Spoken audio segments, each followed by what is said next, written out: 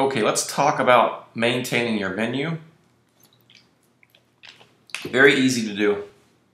Okay, so right now we have our main menu right here. And if we come to the back end, we're going to want to navigate to Appearance. And then under Appearance, we'll see Menus. Okay, what we're going to see right here is Header Menu. Let's actually ignore this test menu. I'm going to delete this. Okay, so header menu is our main menu. So if we look at this, Home, Buttons, Where to Buy, Custom Design, About, Contact, that's our main menu items right here. Okay, then what you'll see is the items I didn't cover, or would be like the categories for the buttons. You'll notice I didn't mention those. Those are rollovers. So if I roll over, you'll see those right here. Okay.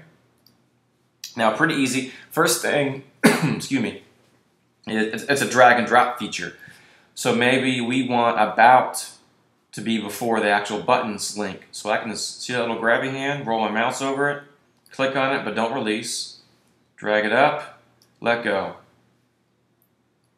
Press save. And if I come back to the front end, and if I refresh this, now About is after Home. So you can drag and drop any of these in any order you want. Let's go ahead and put this back.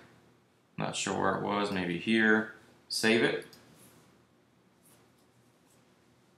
Next thing is going to be creating a sub menu, a drop down menu, such as buttons. Basically it works the same way, drag and drop. What you want to do is drop it in so it's indented. See how they're indented? So for buttons, this is the parent. These are the children of the parent.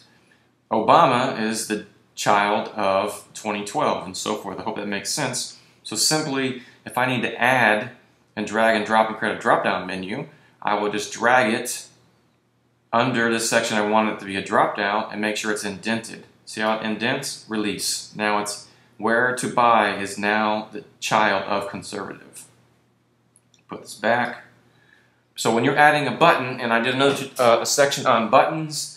More than likely, if you're watching this video for the first time, you have not seen the button section yet. But when you create a button and you attach it to a category, you'll see here on the left the button categories that actually have buttons.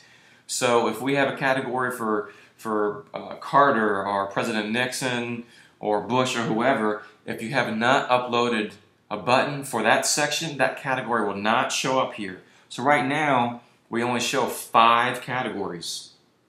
Alright, so even though you may have 20, you may have 30, 40, 50 categories, it's only going to show if you have a button for that category. So right now we only have these 5.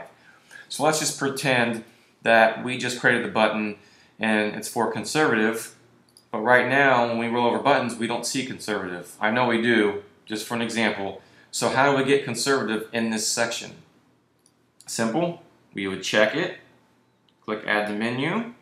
You'll see now it appears at the bottom, and we drag and drop it where we want it. So I want conservative. Let's just pretend that we want conservative to be a child of 2012. I'll drag, I'll release, I'll click Save, come back to the home page, refresh it. Buttons, 2012, and what we got? We have conservative in the drop down. So again, you add your page or your button from here to here. Once you see it added, you simply drag and drop to the position that you want it. If you want to remove it or get rid of it, we open it up by expanding this box and we remove. Make sure you save. Pretty easy stuff. So remember, once you've added a button, you will not see it in the menu until you add it. Alright, the category, and you won't see the category unless there are buttons attached to it.